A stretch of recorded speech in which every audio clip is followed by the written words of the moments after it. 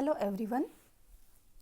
आज के इस वीडियो में हम तटस्थ वक्र विश्लेषण की विशेषताओं की चर्चा करेंगे। पिछले वीडियो में हमने देखा था कि तटस्थ वक्र विश्लेषण क्या होता है। इस वीडियो में हम देखेंगे कि तटस्थ वक्र विश्लेषण की तटस्थ वक्रों की विशेषताएं क्या क्या है। पहली विशेषता है तटस्थ वक्र का जो ढाल है वह नीचे दाईं ओर होता है। तटस्थ वक्र ऊपर से नीचे की ओर गिरता हुआ होता है। इसकी ढलान का अभिप्राय यह है कि जब वस्तु का उपभोग बढ़ाता है उपभोक्ता किसी एक वस्तु का, तो दूसरी वस्तु का उपभोग उसे कम करना पड़ेगा। आप देखिए, ए बिंदु के ऊपर उपभोक्ता x वस्तु का OX1 मात्रा में उपभोग कर रहा है और y वस्तु का OY1 मात्रा में उपभोग कर रहा है। पर उपभोक्ता को यदि B बिंदु पर x वस्तु की OX2 मात्रा का उपभोग करना है तो उसे y वस्तु की Y1 Y2 मात्रा का उपभोग कम करना पड़ेगा और B बिंदु पर उपभोक्ता उपभोग करेगा OX2 और OY2। तो A बिंदु पर वह X वस्तु का कम उपभोग कर रहा था, Y का ज़्यादा कर रहा था। X का उपभोग बढ़ाने के लिए उसे Y का उपभोग घटाना ही पड़ता है। तो तटस्थ वक्रों की पहली विशेषता यह है। दूसरी विशेषता तटस्थ वक्रों की यह कही जा सकती है कि ये वक्र हमेशा मूल बिंदु के उत्तल होते हैं, उन्नतोदर होते हैं। मूल बिंदु के उन्नतोदर इनका आकार होता है। ये कभी भी इस तरह के आकार के नहीं होते हैं। इसका कारण क्या रहता है? इसका कारण यह रहता है कि तटस्थ वक्र में जब उपभोक्ता एक बिंदु से दूसरे बिंदु पर जाता है, एक वस्तु का उपभोग बढ़ाता है, दूसरी वस्तु का उपभोग घटाता है, तो जो एक वस्तु के लिए दूसरी वस्तु को छोड़ने की दर है, सीमांत प्रतिस्थापन की दर, वह क्रमशः घटती हुई होती है। आप देखिए, एक इकाई के लिए पहले वह 6 इकाइयाँ छोड़ता है, दूसरी इकाई के लिए वह 2 इकाइयाँ छोड़ता है, तीसरी इकाई के लिए 1 इकाई छोड़ता है। तो इस तरह से जो सीमांत प्रतिस्थापन की दर है वह क्रमशः कम होती हुई होती है। इसलिए तटस्थ वक्र का आकार इस तरह का बनता है, मूल बिंदु के उन्नतोदर। तीसरी विशेषता यह कही जा सकती है कि तटस्थ वक्र कभी भी एक दूसरे को काटते नहीं हैं।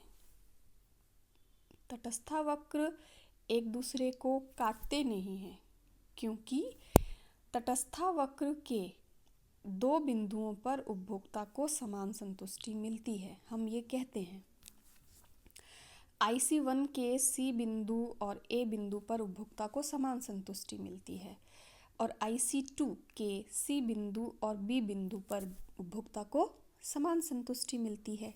जब C की संतुष्टि A की संतुष्टि के बराबर है और C की संतुष्टि B की संतुष्टि के बराबर है, तो A पे मिलने वाली संतुष्टि और B पे मिलने वाली संतुष्टि दोनों बराबर होनी चाहिए। लेकिन A पर संतुष्टि का स्तर कम होगा और B पर संतुष्टि का स्तर अधिक होगा।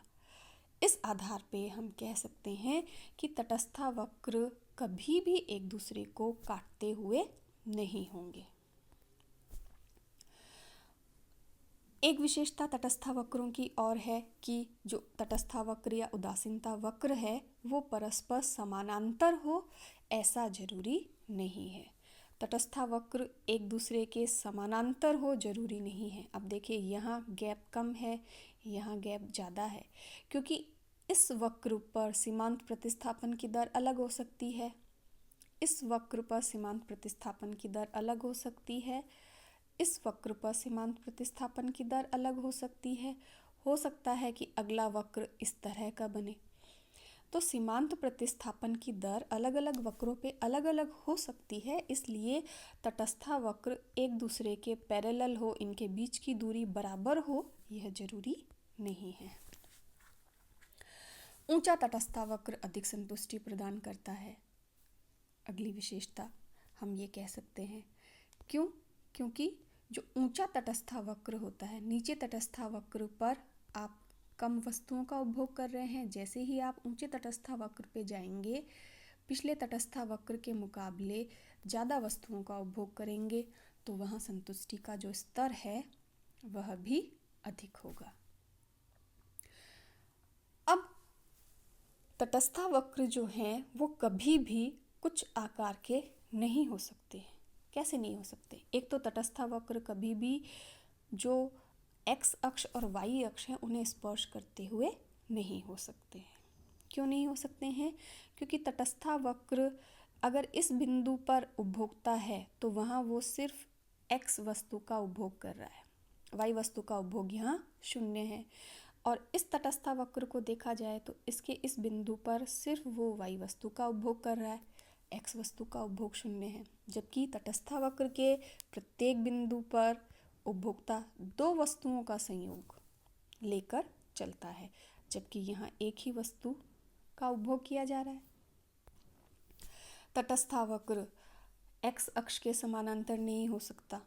अगर तटस्था वक्र x अक्ष के समानांतर हो जाएगा तो A बिंदु पर उपभोक्ता x की इतनी मात्रा उपभोग कर रहा है और y की इतनी मात्रा उपभोग कर रहा है।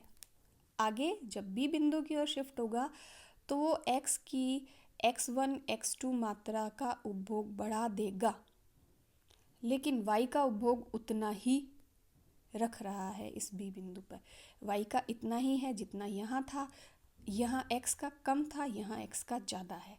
तो कैसे हम ये कहेंगे कि A बिंदु पे मिलने वाली सीमांत उपयोगिता और B बिंदु पे मिलने वाली सीमांत उपयोगिता बराबर है? इसलिए तटस्था वक्र कभी भी x अक्ष के समानांतर नहीं हो सकते। इसी तरह तटस्था वक्र कभी भी y अक्ष के समानांतर भी नहीं होंगे, क्योंकि यहाँ x वस्तु का उपभोग तो स्थिर है और उपभोक्ता y वस्तु का उपभोग बढ़ाता जा रहा है। तो एक पर मिलने वाली संतुष्टि का स्तर कम है, बी पे मिलने वाली संतुष्टि का स्तर ज़्यादा हो जाएगा। तो इसलिए तटस्था वक्रों का आकार कभी भी इस तरह का नहीं होता है। इसी तरह हम ये कह सकते हैं कि तटस्था वक्र धनात्मक भी नहीं होते हैं, इस तरह के शेप को लिए हुए भी नहीं होते हैं, क्योंकि यहाँ जैसे जैसे इस तटस्था वक्र के इस बिंदु से ऊपर की ओर बिंदुओं पे आप जाएंगे तो आपके संतुष्टि का स्तर बढ़ता हुआ होगा। जैसे A बिंदु पर उपभोक्ता इतना उपभोग कर रहा है तो संतुष्टि का स्तर कम होगा, जबकि B बिंदु पर उपभोक्ता इतना उपभोग कर रहा है यहाँ, तो संतुष्टि का स्तर ज़्यादा होगा। तो A का संतुष्टि का स्तर कम और B का संतुष्टि का स्तर ज़्यादा हो जाएगा। तो दोनों बिंदुओं पे उपभोक्ता तटस्थ नहीं रह सकता, उसे B बिंदु ही ज़्यादा पसंद आएगा। इसलिए तटस्था वक्र का आकार इस तरह का धनात्मक ढाल लिए हुए नहीं होता है। तो ये थी तटस्था वक्र विश्लेषण की विशेषताएं।